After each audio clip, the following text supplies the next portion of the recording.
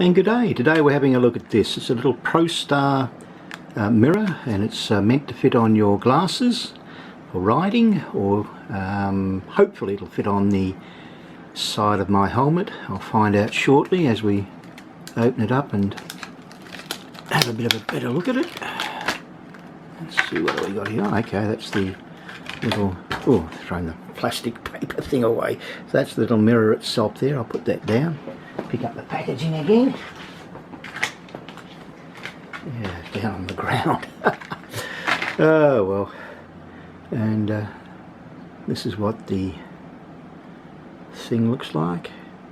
Not a lot of instructions. In fact, no, pictorial ones.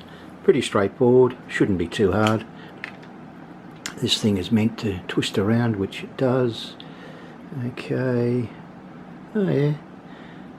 I've got my helmet here, and we'll see how we go. See if it'll fit in. Yeah, it fits in there. Oh, there you go. Stick it around. Or does it go that way? Maybe. Oh, okay, there you go. You can manipulate it wherever you like, and that's basically all it is.